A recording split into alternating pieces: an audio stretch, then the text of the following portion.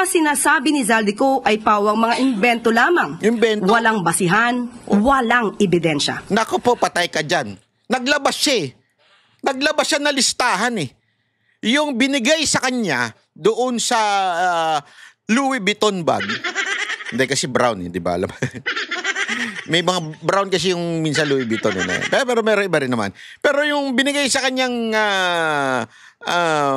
parang lalagyanan, di ba? Yung ano, yun inilabas niya sa social media. Pinakita niya mismo. Pinakita niya mismo. Ito yung insertion na pinalagay sa akin, no? May ebidensya. Ano sinasabi mong walang ebidensya, manang? Hindi matarok eh. Bakit? As early as now, even if kahit pa guilty si Marcos. Sabi niya yan ha. Tinagalog ko lang. Kahit pa guilty si Marcos, ayaw ko siyang mag-resign. Putang inang yan. Gago. Diba? Isang malaking katarantaduhan. Nakita mo yung isa. Sabi mo kasi ha. Sabi mo. Hindi ko sabi. Sabi mo, kahit guilty si Marcos. So, baligtarin natin. Para mo sinasabing, kahit itong tao na ito, nahuli, magnanakaw, ayaw mo siyang makulong. Bakit? Kasi, makikinabang si BP. So, ibig mo bang bagang sabihin, titiisin mo na may isang magnanakaw, kasi nga guilty. Sinabi mo guilty if ever guilty. Di ba? Titiisin mo ang isang magnanakaw ng 100 billion dahil lang sa political interest mo? Ganun lang kasimple yun, madam. Hirap bang tanggapin? Kailan ka kaya magigising sa konsensya mo? Yan, ayaw namin yan.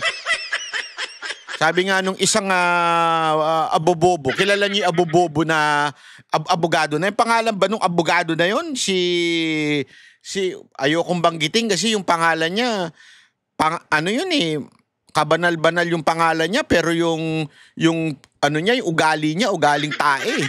Sabi ba naman nung isang abogado na yun, ang pangalan nun, si abogado Palsipakado. Hindi. Pangalanan na nga. Ayoko pangalan eh. Wag ko ng pangalanan kasi it's a blasphemy. Jesus Palsis. Blasphemy na gumamit ka ng pangalang Jesus. That's a blasphemy. Hindi bagay sa'yo. Unang-una, sinusuway mo nga yung ginawa ng Diyos. Tapos gayon, pangalan mo, Jesus Palsis. Yung magulang mo, dapat sa'yo, mahinit ulo ko dyan. Kasi mantakin mo yung magulang niya. Papangalanan namin ikaw, Jesus Palsis. Di ba? Para talagang kabanal-banal. Lumabas ka. Biglang, anyari? Anyari, ba't naging gayaan? Di ba?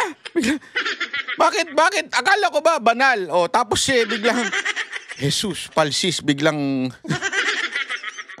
yung hindi nilikha, ginawa mo. Ang sabi ba naman ni Jesus Palsis? Ito sabi niya, ilalagay natin yan dito para malinaw ha. Kasi ito isang bagay na sabi ko nga katawa-tawa. Katawa-tawa in a sense na ano ba gusto ninyong malaman? Ano ba gusto ninyo? Titiisin niyo yung suka? Titiisin niyo korupsyon dahil lang sa sariling interest ninyo? As early as now, even if BBM is guilty, I will not support ay Marcos resign or aus Marcos ko. Hindi matarok ng aking matalinong isip. Hindi matarok eh. Bakit?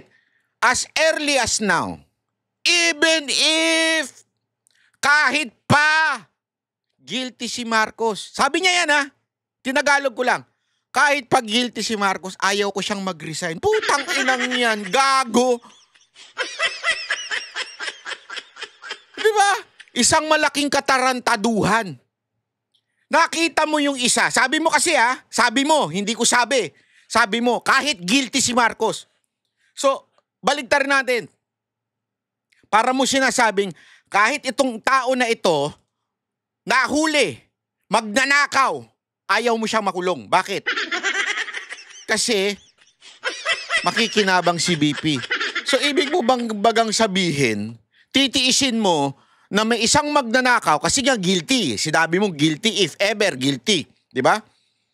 Titiisin mo ang isang magnanakaw ng 100 billion dahil lang sa political interest mo? Gago! Anong klase kang abogago? Ha?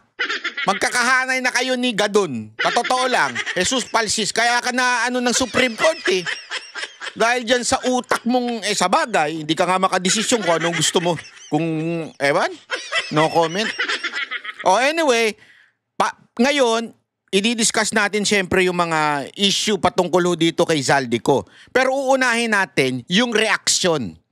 Kasi marami sa inyo, napanood na ho yung video ni Zaldico. Pero mamaya re-reactionan din natin yung kasi hihimayin natin eh. Importante natin makita, himayin kung ano ba talaga yung sinasabi niya at bakit makatotohanan. Kasi unawain natin na maigi. Tanggalin natin yung political color. Ako nga, sabi ko nga ho sa inyo, I don't care, ibang kanta pala yun. I don't care kung sabihin ng iba na gusto nila snap election, o hindi pa upuin si VP Sara Duterte. Hindi yun ang punto ko dito eh. You know that I am a legit DDS. I am a supporter of the Duterte because marami siyang ginawa sa ating bayan, binago niya ang bayan natin. Pero more than that,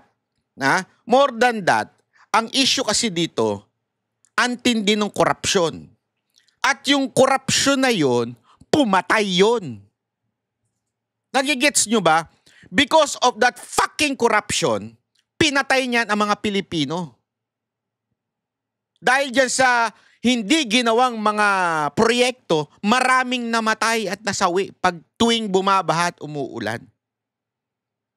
So ano ibig ko sabihin? I cannot tolerate this. This kind of corruption, hindi to tolerate. Isa ho itong katarantaduhan para sabihin mo, hindi, okay na, titisin ko na lang si Marcos.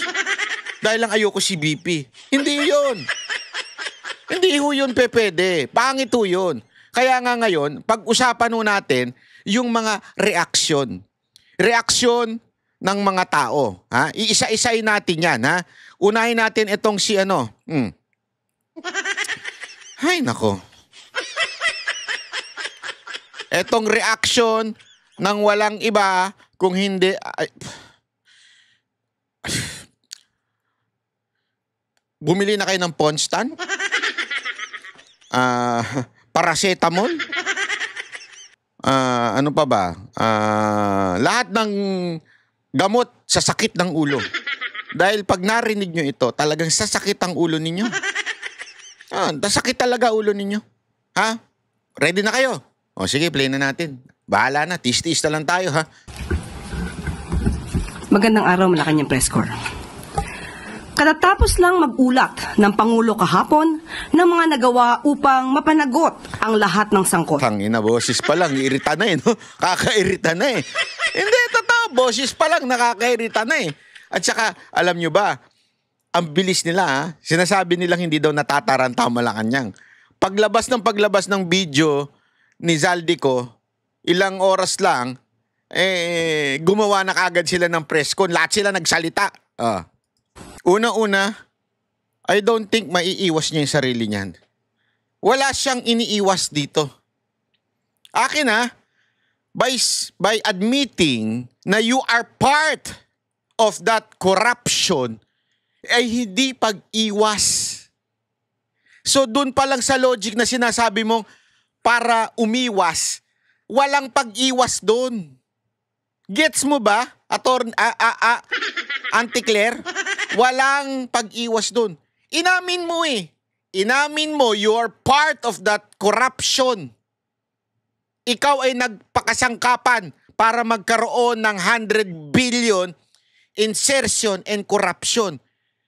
Hindi, ibig sabihin nun, mapapawalang sala na si Zaldico. Yung kasi iniisip nung iba eh. Kaya maliho yung understanding na, wala yan, nagturo lang yan para maiwas yung sarili. That's not true. Kasama pa rin siya dun sa crime.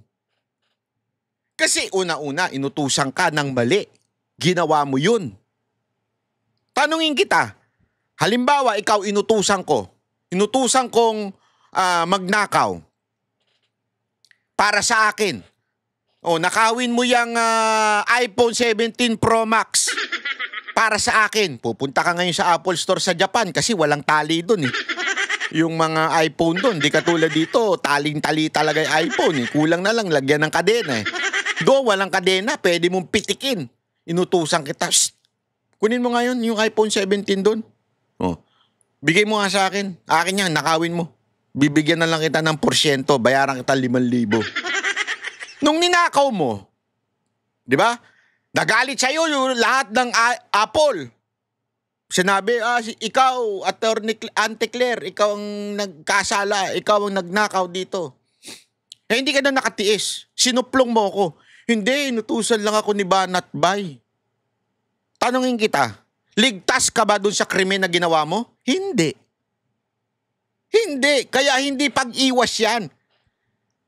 Maaaring, sinuplong mo lang, sinabi mo lang yung mga kasama mo, pero kasama ka pa rin doon sa krimen. So yung ginawa ni Zaldico ay hindi ho yung pag-iwas, katarantaduhan ho yung sinasabi nito. Na para umiwas si Zaldico, hindi siya umiiwas. Ayan din, damay pa rin siya. Hindi ho siya biktima. Ang tingin ko pa rin sa kanya, mas lalo nga ngayon na-confirm. Hindi, di ba? Inamin niya eh. Mas na-confirm sa akin na magnanakaw din siya. Kasama ho siya doon sa sindikato na yun. Yung particular crime na yun. Oh, na insertion. Kasi alam mo palang sinasabi, kasi ganito nangyari, parang sinasabi mo, oh, because of that insertion, nagkaroon ng ganito. Hindi ibig sabihin nun, ligtas ka na doon. You're part of that scheme. The court will be the one to determine whether that is legal or illegal, if that is crime or not crime. But that particular action ay kasama ka pa rin doon. So hindi pag-iwas yan. Ale, meron ba? Meron ba umiiwas sa kanya? Hindi, lalo siyang bumaon dito. Inamin na niya, siya na mismo naglagay ng insertion. Inamin niya na yun. Sagot na sa amin. Katanungan siguro sa inyo. Ba't ang tanga-tanga ko, ganun? Hindi, sa mga loyalista, ba't ang tanga-tanga ko? Hindi ko alam si Marcos pala yung nag-utos. Sa inyo siguro maraming tanga. Ewan ko kung sino-sino yung mga yun. Pero marami ho sa inyo ang nagtaka na nagawa ni Marcos yun. Hindi kasi, eto honestly may mga nakausap din akong not really DDS or Pinklawan or loyalist, yung ordinary Pilipino. Ang tanong sa akin, hindi ko akalain na ganun pala si Marcos. Sabi ko, hindi mo akalain. Ano ba ang history ng mga Marcos? Mababait ba sila? Hindi kasi nagtatanga-tangahan tayo. Sandali, balik natin sa history. Ano ba ginawa ng mga Marcos? Nakalimutan ba ninyo? Tapos sasabihin nyo ngayon, maraming katanungan na hindi masagot. Paano nangyari yun? Paano nangyari yun? Hindi nyo ba nakita yung mga hatol sa kanila ng korte? Na ngayon, tila nalusutan na nila? Diba? Tandaan ninyo, may hatol pa sa kanila yung ill-gotten wealth. So, yung pamilya nila, ganyan talaga. Tapos ngayon, magtataka kayo. Tatanga-tangahan tayo?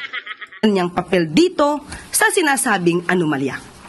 Lahat ng mga sinasabi ni Zaldico ay pawang mga imbento lamang. Imbento? Walang basihan, walang ebidensya. Nako po, patay ka dyan.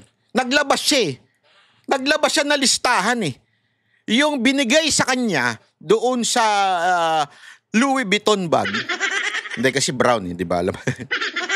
May mga brown kasi yung minsan Louis Vuitton. Pero meron iba rin naman. Pero yung binigay sa kanyang parang lalagyanan, di ba? Yung yun inilabas niya sa social media. Pinakita niya mismo. Ito yung insertion na pinalagay sa akin. No? May ebidensya. Ano sinasabi mong walang ebidensya, Manang?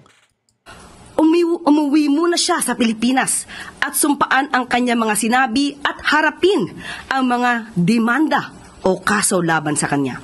Alam mo, pahirap talagang humarap yan. Mantakay mo, ituro mo si Marcos at saka si Romualdez. yung pinakamakapangyarihan sa Pilipinas. Yun nga lang bumabati ko sa kanya. Bumabati ko kay Marcos tsaka kay Romualdez. Tinadtad nyo ng demanda. Pauuwiin nyo pa yan? Sabi nga niya, di ba, meron nga siyang banta daw sa kanyang buhay.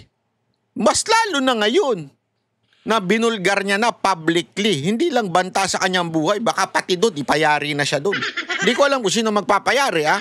Pero sabi niya yan, hindi ako nagsabi. Sabi niya yan na meron, wag naman sana daw siya ipapatay. Sabi nung abogado niya, takot daw na mabaril. So ibig sabihin, baka nga ngayon, kung sino man yung tinutukoy nila na gustong yumari sa kanya, baka ipayari siya doon sa mga spy dyan sa ibang bansa.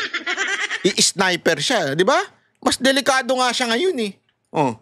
Pakatandaan natin, nagsimula ito sa sinabi ng Pangulo sa kanyang Zona 2025. Mahiya naman kayo. Bakit niya pasisimulan ang malalimang pag-iimbestiga? Mag-establish ng ICI, Independent Commission to investigate the anomalous flood control projects and other infrastructure. Ang dali-dali i-debunk yan, madam. Madaling i-debunk yan. Yung kasi alam mo, tandaan ninyo, saan ba nagsimula lahat ito? Kung maaalala ninyo. Sige nga, para sa ating memory. Saan po ba nagsimula ho ito? Tandaan ninyo, nagsimula ito nung nagkaroon ng parang podcast si Pangulong Duterte at saka yung si Congressman Ungab na may mga blanco. Diba? May mga blanco na doon sa budget. Which is nagtugma din doon sa SONA ni Marcos na pinagyabang niya yung 5,500 flood control project. Pagkatapos, bumaha. Doon sa blank page ng budget, documented yun. Yan po ay legal paper na nanggaling mismo sa Kamara. At the same time, yung mismong dikta na ng langit, bumabaha kahit 5,500 ang flood control project. In other words, hindi maiiwasan. Hindi maiiwasan para itong bulkang puputok na. At yun na nga, pumutok na. Kaya kailangan merong managot. At kung ikaw ay matalino, si Marcos matalino, tuso yan eh. Tuso yang na yan eh. Para maiwas sa'yo yung investigasyon, ikaw ang mag-imbestiga. Gago! Diba? Bigyan kita na example. Yung mga lalaking nangangaliwa. Yung mga asawa ninyong nangangaliwa. Sila na may kasalanan, sila na may kabit. Anong gagawin nila? Pagbibintangan pa yung mga asawa nila. Ikaw eh. Ikaw talaga yung may kabit eh. Yung driver nyo driver natin, kayo dyan, nakita ko kayo, naglalaro kayo ng pingpong. Nagpipingpongan kayo. Kayo, di ba? Mag-ibintang ka ngayon sa iba. Bakit ganito? So, gagawin mo, ikaw mismo ngayon, ang magpipretend na, okay, sige, imbestigahan natin yan. Nag-create ka ng sarili mong quote-unquote independent. Pero sino may control nun? Sino nagpapasahod dun? Sino nag-budget dun? Di ba ikaw din? So, kung talagang independent yan, dapat sana binadgetan yan at hindi magagalaw ng presidente. Kasi nga independent eh. Ikaw nag-start dyan. Ikaw ang namili ng tao dyan. Di lusot ka. Kung gusto mo lumusot, ganun ang gawin mo. Di ba? Kumuha ka na mag-iimbestiga na sa'yo ikaw mismo. Kuwari, gusto mo nang pa-imbestiga. Sino sa atin nang naglolo ko, sa ating mag-asawa? Kukuha na lang ako ng investigador para ikaw ang kumuha, ikaw ang nagpasahod. Sa tingin mo, ituturo ka ng investigador? Di ba? Ang daling, yung mga pautot ninyo, dali-daling Kung ang Pangulo ay may kinalaman dito. Logic.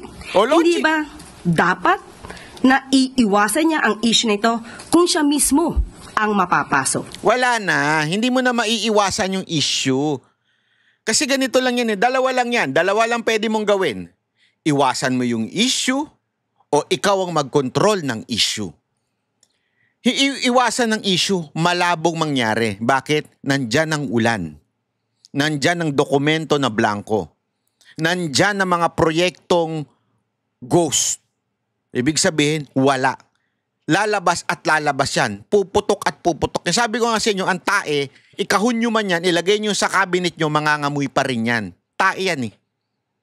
Ibig sabihin, hindi na maiiwasan. So, anong gagawin mo? Pangungunahan mo na lang. Sinong umutot? Diba ganun eh? Nasa elevator. Umutot ka kahit pinipigilan mo. Dali. Unti-unti pa.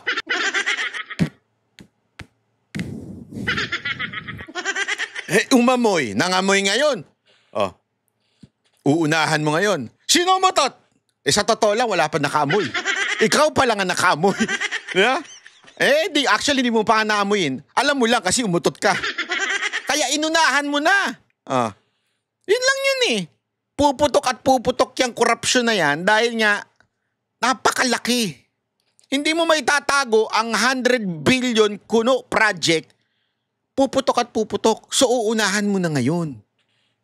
Yun yung sinasabi. Eto hindi ko sinasabi na guilty na talaga si Marcos. Pero yung dinidibang ko lang yung mga dahilan nito na sablay. Ang dali-daling sablay na sablay yung dahilan niya na para masabing, hindi totoo yung sinasabi ni Zaldico. Hindi totoo. Ang dali niyan. Ang investigasyon na sinimula ng Pangulo ay unti-unti nang nagbubunga. Malinaw na ang mga pangyayari. Papalapit na ng papalapit tayo sa katotohanan. Kaya't alam na namin eh. Kayo lang ang nagbubulag-bulagan. Alam na ng taong bayan. Gusto mo malaman kung alam na ng taong bayan? November 16, 17, and 18. Malalaman na ninyo. Pero may balita ako. Posible magkaroon ng martial law. Kaya antabayanan nyo lang. Tandaan ninyo, ginawa yan ng kanyang tatay nung napipeligro na yung administrasyon ni Marcos Sr. Nag-declare na martial law. Kasi ganun sila ka-desperate eh. Maniwala kayo sa hindi. Darating na yung panahon na pag talagang yung tao, kasi ngayon galit na tao. Kahit saan ka pumunta, sa kubeta. Punta ka kanina, punta ako sa kubeta eh. Nung pagkatapos ko kumain ng napakasarap na steak,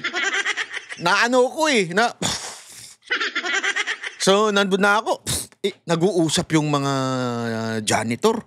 Tsaka yung pumapasok na mga tatae rin. Alam mo pinag-uusapan? Si Zaldico.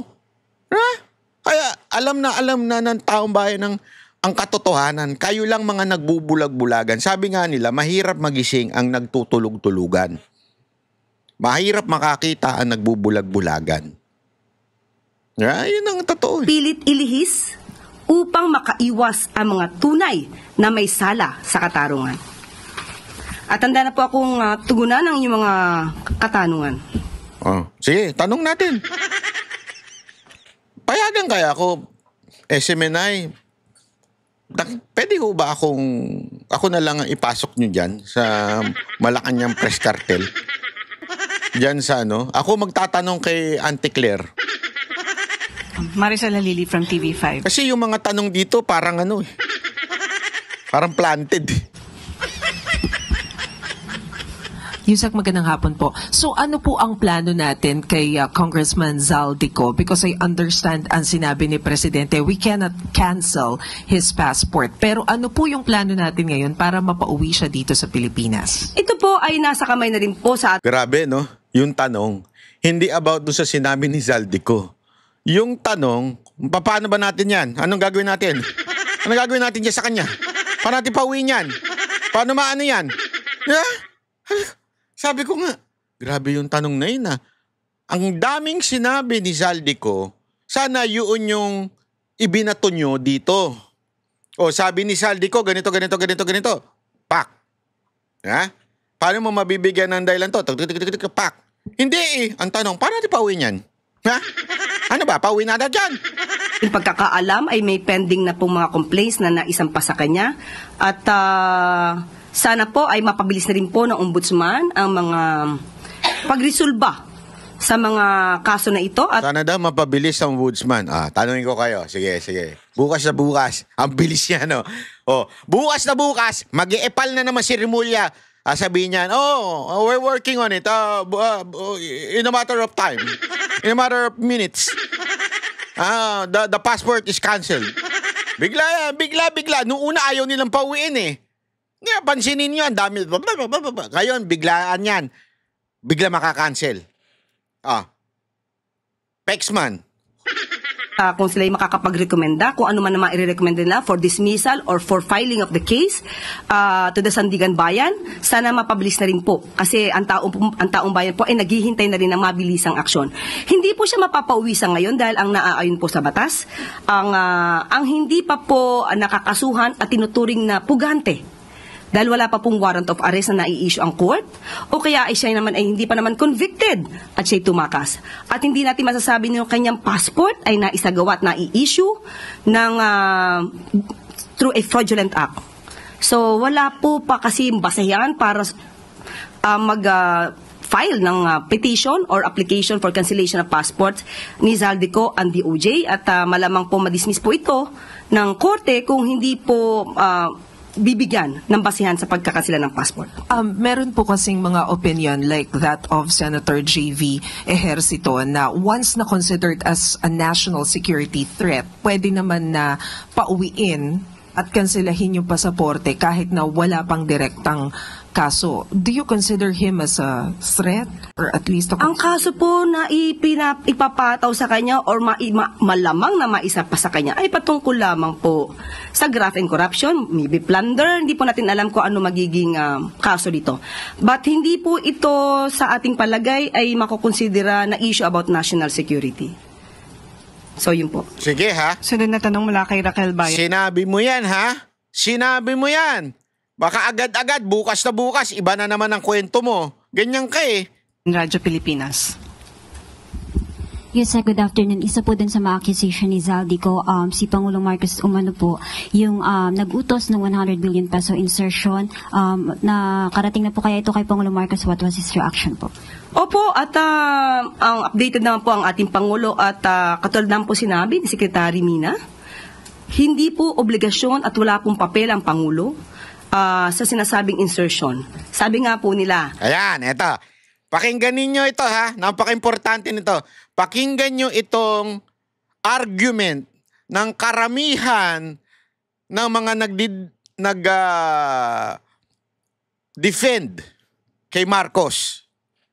Ito yung kanilang karamihang logic kuno o yung parabagang argument.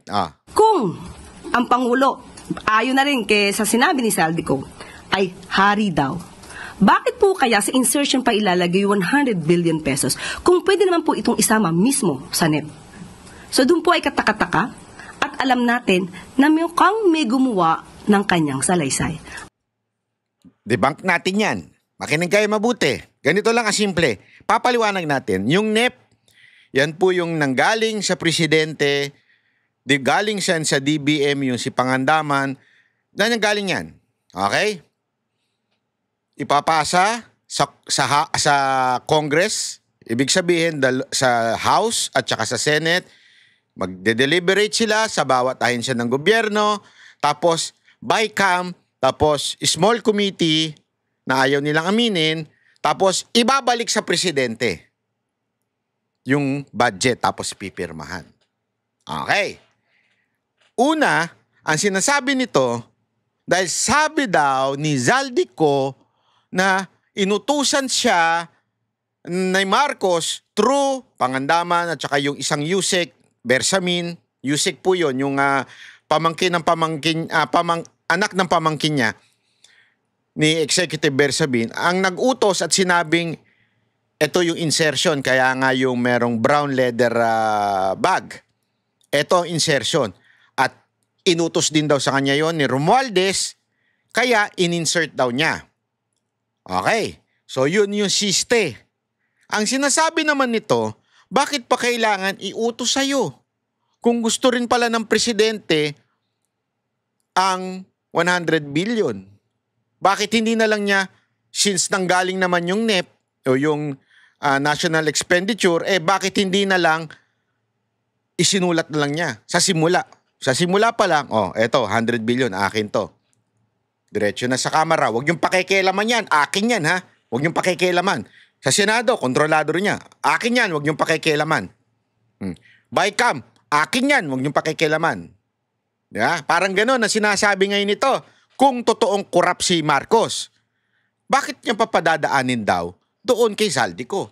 Na which is head ng appropriation, which is also yun ang namamahala doon sa BICAM kasama si Romualdez. At quote-unquote, doon sa small committee. Ba't pa kailangan dumaan sa kanya? Simple lang ito. This is a simple logic. Nagagawa ka ng kasalanan, syempre hindi dapat sa'yo nang galing. Hindi pa pwedeng ikaw mismo ang may kagagawan. Bakit? Pag nasilip yun. Halimbawa, sinasabi nila, bakit di mo na lang nilagay sa national expenditure, sa NEP? Kung nilagay mo yan dyan, di makikita na kagad ng mga oposisyon, ng media, naglagay ang presidente ng NEPA. Bakit kaya? Tas hindi ginalaw ng Kamara, hindi ginalaw ng Senate, hindi ginalaw ng BICAM, hindi ginalaw ng small committee. Tapos pinirma ni Marcos. Di ba ang dating, pag nagkahulihan, sino basyo? Yung presidente. Para hindi mabasyo, ano gagawin mo? Daanin mo sa iba. Ikaw maglagay. Para pagka nagkahulihan, tulad na nangyayari ngayon, ikaw ang ituturo nila. At ikaw ang ano. Pero syempre, porsyento siya doon. Diba? Kung sakasakaling totoo yan. So ibig sabihin mga kababayan, sa salitang o sa logic o sa analogy ng pangkarsada, ganito lang ang simple. Ako tulak ng drugs. Halimbawa lamang. Ako tulak ng drugs. Hindi ko naman ako mismo, naglalako-lako sa kalsada. Bili ka ng drugs. Bili ka. Diba? Hindi naman pwedeng ganun. Bakit? Kung nahuli, diyari ako. Tama, mali. Ano gagawin ko? Meron akong mga runner. Meron akong ibang umaasikaso sa baba. Para pag nahuli, lagot kang runner ka. Kahit ituro mo ko, I can easily deny it. Di ba? So, kaya kong i-deny kagad yun. Sabihin ko, di totoo yan. Kalokohan yan. Tinuro lang ako niyan. Sino ba nahuli ninyo may hawak? Nung droga? Ako ba? Hindi. Yung runner, di ba? Ngayon nagkabasyuan. Sino tinuturo nila? Si Zaldico. Tama, mali. Yung pautot ninyo na sana inilagay na lang sa NEP ng presidente, di na inutos kay Zaldico. That's stupid analogy. Sorry that's katarantaduhan. Hindi ka gagawa ng crime na ikaw mismo ang gagawa nun. Mag-uutos ka. Para pagka nagkaloko-loko, iba ang tatamaan, hindi ikaw. Simple lang yun. Especially this. Ang laki-laki nito. Pag nagkaroon ng iskandalo, kung sa'yo mismo nang galing yun, 100 billion insertion, huling-huli ka na. So, anong gagawin mo? Padaanin mo, paikutin mo yan. Ano ginawa? Ito ginawa. Kunwari, pina-insert. Binigyan siya ng... lahat ito ay alleged ni Zaldico. Linawin natin, this is alleged ni Zaldico against Marcos and Romualdez. We're just talking about this para pag-usapan natin kung may katotohanan ba o wala. Pero kasi yung mga logic na sinasabi nito ni Aling Der, malabo. Diba? Halimbawa, ngayon, nag-ikot-ikot. Nakita si Zaldico nag-insert. Nakita ibang congressman nag-insert. Nakita iba-ibang pati mga senador, dinamay na. Ang layo kay Marcos. If totoo yung sinasabi ni Zaldico na si Marcos ang may kagagawa nito, ang layo sa kanya. So mas madaling ilusot. At katunayan, yan ang nangyayari ngayon. Sumabog itong issue na to. Inilulusot nyo ngayon. True, condemning Zaldico. Tama, mali. Gago! Yan ang sinasabi ko sa inyo bago kayo magsalita. Siguraduhin yung alam nyo talaga. Alam mo, kung kayo nyong ululin at gawing tanga ang mga followers ninyo, huwag kaming banateros. Huwag kaming banateros dahil ibubulgar ko kung anong katarantado. Sinong tarantadong gagawa ng krimen, ang laking krimen, tapos ako mismo gagawa? Ba't akong gagawa nun? Diba? Halimbawa lang, magnanakaw ka ng ano. Bakit ako mag-ano nun? Pananakaw ko sa iba, tapos bibigyan ko na lang ng porsyento yun. Para pag nagkaulian, hindi ako sasabit. Tama, mali. Malinis gumawa. Tandaan ninyo, expert na po yan si Marcos. Nadali na sila ng pamilya nila nun eh. Sabi nga nila, may mga nagsasabi, narinig ako sabi, natawa lang ako dito, which is totoo naman eh. Doon sa ibang mga nakikinig dyan. Yung mga jowa ninyo nagloko. Tapos, bumait. Sabi, hindi ko nagagawing magloko. Hindi. Hanggang hindi na nagbabago, hanggang hindi nagre-repent yan, hindi nagkakaroon ng change of heart yan, uulitin niya pa rin yan. Gagalingan niya na lang ngayon na makalusot. Tama, mali. Di ba? Tandaan ninyo, napatalsik na ang pamilya niyan dahil sa korupsyon issue. Napatalsik na. Nasistensya na sila ng iba't ibang korte. Hindi lang dito sa Pilipinas, baging sa ibang bansa. So, expert na yan pagdating sa ganyang issue. Hindi tanga yan si Marcos na siya mismo magnanakaw na yung ending sa kanya kagad. Hindi. Iikot muna yan. Ngayon, may Zaldico. Tignan mo. Meron pa nga ako nababase. After ni Zaldico, ang ilalaglag si Romualdez na. Si Romualdez na tutumbukin ito. Tignan ninyo. Kasi pag wala ng choice yung presidente, tangina, tinatamaan na ako. Si Romualdez na ituturo. Mamaya ipapakita ko sa inyo kung paano ko nasabi yan. At mukhang hindi niya naiintindihan ang kanyang mga sinasabi ron. Sunod na tanong mula kay Ivan Mayrina, GMA News. Microphone, please. Hi, Yusek. Kaugnay sa tanong ni Raquel, na nung napag-usapan ho ninyo ito ng Pangulo, what was his reaction? Galit ba siya? Is he more determined now to have former Congressman Zaldico need to go back to the Philippines para ho maimbestigahan yung mga sinasabi niya? Katulad ng sinabi natin, at sinabi po ng Pangulo kahapon, ang pagsasampa po ng kaso ay hindi pang optics lang. Kailangan po talaga ng ebidensya. Hindi po ibig sabihin kapag siya ay dinamay, at alam po natin, at alam din po ng Pangulo na siya ay walang kinalaman dito, at siya pa po mismo ang nagsimula ng pag-iimbestiga ng mga anomalyang flood control projects. Hindi po siya nababahala dahil alam po niya ang katotohanan, at kami po mismo ang magbibigay sa inyo ng mga detalye para malaman po ninyo ang mga sinasabi ni Zaldico ay pawang katang-isip lamang.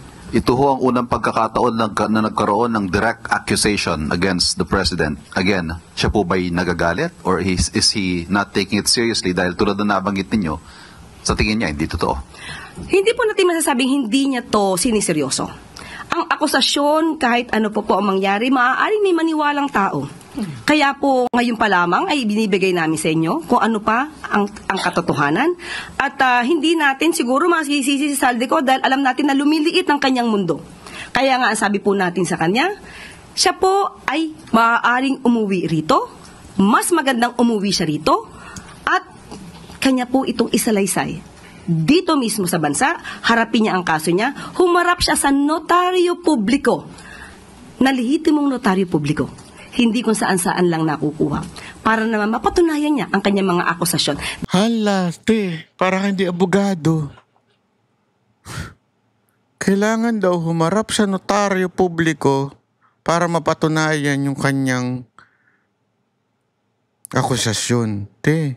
It doesn't prove ng isang notaryo, ibig sabihin totoo na. Ang dali-daling pumunta sa totoong notaryo Pupunta ka lang doon, papanotaryo mo, ito statement ko. Ano tatanong ng abogado? Totoo ba yan? Imbestigahan natin yan. Alamin nga natin kung totoo yan. Ano ba yan? Oh, tingnan ko nga. Sandali, mali ata yung sinabi mo dito ha. Bakit? Ganito ba to? O, paano mo nasabing inutusan ka? Ganito na nga ang notaryo. Te, saan ka nang galing? Dapat ma-disbar yung mga ganito. Para daw masabing makatotohanan yung kanyang kailangan ng notaryo. Pambihirang buhay. Hindi ko maintindihan. Alam mo, sa totoo lang, tinanong ko rin yan eh. Noon pa. Ang kontrata ba kailangan notaryado para maging legit? Hindi naman lagi eh. It's not really necessary. It's a good advance lang. Ang notaryo para lang masabi na ikaw talaga nagsulat niyan. Hindi ibig sabihin, yung sinulat mo tama. O yung kontratang pinirman mo tama. Hindi, yun lang para lang mabawasan na yung yung mga procedures sa korte. But it doesn't prove that it's true. Ate naman, ewan ko sa'yo, abogado ka ba? Te, abogado ka ba, te? Yung totoo, abogado ka ba, te? Dahil mismo sa kanya mga sinabi ko, ito po ay inyong nabasa, ang dami pong mga inconsistencies. Sorry, panghuli po. Is the President willing to guarantee the safety of the former Alam mo, congressman? mahina rin yung media, no? Sana sinuplak yan eh. What do you mean? Anong inconsistency? Asan yung inconsistency doon? Kaya lang, wala eh. Yung mga media dyan, wala naman. Media-medyahan lang. Kasi nagpahayag siya ng pagkabahala na ayaw niya umuwi dahil daw sa banta sa kanyang buhay. Unang-una, hindi po ba dapat siya ang magpatunay kung may banta sa buhay niya? Saan po niya nakuha itong mga idea na to? Nung umuwi po ba siya dito, or rather, nung siya ba ay umalis, may pagbabanta na sa buhay niya? Nasa na mga records na masasabing may nagbabanta sa buhay niya? Dapat niya po munang patunayan yan bago niya ibuka ang kanyang bibig. Dapat niyang patunayan ng banta sa kanya. May gali. So, yung pagbabanta, may resibo? Pagbabantaan ka ng isang tao, kailangan mo may resibo? Hindi, yan eh. Kung meron kang intel na meron siya yung may plano isang tao, pakipirmahan nga itong intel ko ito. Pirmahan mo nga itong intel. Sige na. Oh, binabantaan mo ko eh. Pirmahan mo nga ito. Mapag-alaman ko eh. Para naman patunayan ko sa taong bayan na meron akong intel na papapatay ako. Ganun ba, te? Sumasakit talaga ulo ko dito. Pabili nga ako dyan ng ano ba yun? Ano bang mga gamot dyan sa sakit sa ulo? Okay. Sunod na tanong mula kay Eden Santos, Net 25. Yusek, ano po yung naging dahilan ni Kong Saldico, bakit siya biglang bumaliktad at itinuro ang Pangulo at si former Speaker Martin Romualdez dito po sa corruption sa flood control projects? Alam naman po natin na close yung kanilang relationship. Pinupuri pa nga siya ng Pangulo bilang chair ng appropriations before sila po ni Speaker Martin. But biglang naging ganito po yung kanyang salaysay at itinuro niya mismo ang Pangulo dito sa anomalya na ito. Unang-unang po, parang wala naman po ako masasabi na sila ay close. Wala po ako nakikita kung gaano ang closeness nila. So maaari, pagdating sa trabaho, sila ay nagkakausap, pero kung sasabihin niyo po ang kanilang relasyon ay close, hindi po yan natin masasabi at wala pa po makakapagpatunay ng ganyan. Unang-una po kung anong dahilan niya, yan po ang magiging trabaho ng mga matitinong mga media practitioner. Kayo po ang magtanong sa kanya. Bakit siya nagsasabi ng mga ganitong kwento at hanapan niyo po siya ng ebidensya? Ako na sasagot sa'yo. Ebidensya? Tingnan mo na itsura ni Zaldico ngayon. Ayan palang ebidensya na yan eh. That's a physical evidence. Alam mo kung bakit? Sabi ko nga sa inyo eh, your money can buy you a bed but not a sleep. Your money can buy you a house but not a home. Kita nyo itsura niya ngayon? Diba parang nag-intermittent fasting ng mga 5 taon? Nakita nyo?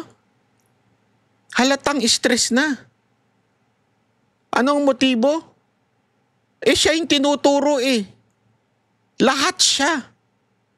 Alam mo, sabi ko nga sa inyo, lagi ko nga sinasabi ito bago ko pa ito makita itong video ni Zaldico, sabi ko talaga sa sarili ko, at saka sa mga nagtatanong sa akin kung uuwi pa daw si Zaldico, tingnan ninyo kasi ang konsensya, uusigin ka niyan. Lalo na pag mag-isa ka na, matutulog ka na. Mag-isa ka. Alam niyo ba kung bakit ang tao kailangan matulog?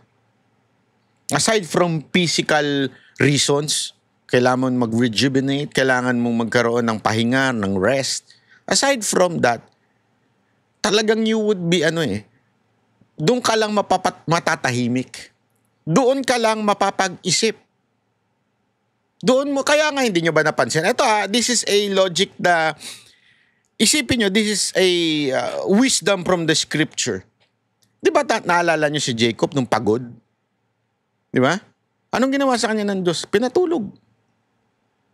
Aside from physical, meron din po yun pagdating sa emotions. Meron din po yan pagdating sa kaluluwa. Kaya ang tao para bagang inalaw o para hindi pala inalaw. Bakit kinailangan ng tao matulog? Kasi diyan magkakaroon ka ng pag-iisip Paggising ka kasi, pwede mong tapalan niya ng party-party, inom-inom, droga-droga, babae, para masaya, para lahat. Pero mapapagod ka eventually. And you have to sleep. And during that time that you're about to sleep, diyan mo mauunawaan kung asan ka na. Diyan mo makikita kung asan ang state ng kaluluwa mo. Diyan ka mapapaisip. At diyan din pumapasok ang mga guilt factor, mga konsensya mo. Diyan mo na makikita. Bakit ko sinasabi ito? Sabi ko nga sa inyo, yung mga mayayaman, hindi porket mayaman yan sa tingin nyo nakakaroon ng rest yan. That is something na very, very hard. Kaya nga alam nyo, yan ang unang ginawa at sinabi ng Panginoon sa atin. Pag ako ang nasa puso nyo, you would have peace. No matter what is happening in this world, you would have peace. Hindi ka kasi aalisin ng Diyos doon sa sitwasyon mong yun Pero meron kang peace. Yan ang isang bagay na hindi makukuha ng taong nagkakasala. Peace. So anong ibig sabihin nito? Simple lang madam. The reason why I think kaya siya nagsalita na ay binabagabag na rin siya ng konsensya niya. Binabagabag na rin siya ng kaluluwa niya. At the same time, hindi niya matiis na ako lang. Ako lang ba ang babansagan na corrupt? Na i-equate sa word na corruption? Na i-equate sa flood control project? Hindi ako papayag. Yun ang dahilan niya, malamang, aking opinion lamang, kaya siya nakapagsalita. Kaya siya nagsalita na. Hindi tama to. Kaya tingnan nyo, stress na stress yung mama, Walang I don't think nag-e-exercise siya, kaya nagda-diet siya. Kaya pumayat siya ng ganyan. Hindi, stress yan. Out of stress. Babagsak talaga yung katawan niya. Tingnan mo si Romualdez, pumayat din. Pareho sila. Nung nag-uusap pa sila noon, nasaya-saya nila, nakangiti, ang bobotsog nila. Ngayon, ganyan na. Stress. Sabi ko nga sa inyo hindi natutulog ang Diyos.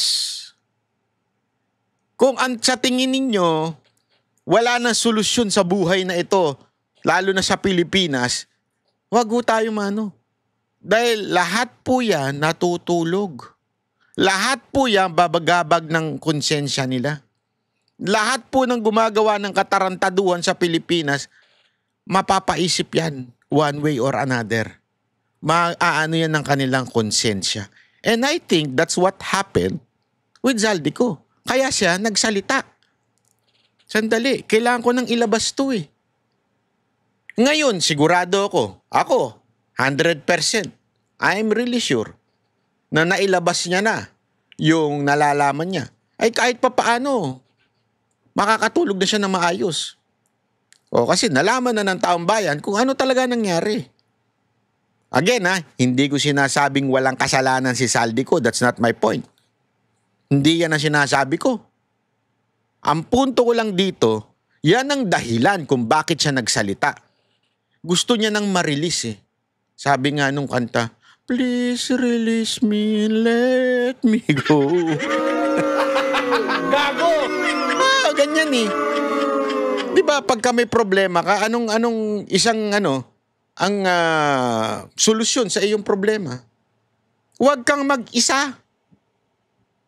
Huwag kang mag-solo. Kumausap ka ng matinong kaibigan mo, sabihin mo lahat ng nararamdaman mo para mailabas mo. Ganyan ang ginawa ni Saldico, inilabas niya. Ito, ganito talaga yan Pak. Tanong, is it 100% the truth? Maybe not. Maybe, binawasan niya yung para sa kanya. Pero, sigurado ko, para ma-release siya, sinabi niya ang karamihan ng katotohanan doon. Ganun lang kasimple yun, madam. Hirap bang tanggapin? Kailan ka kaya magigising sa konsensya mo?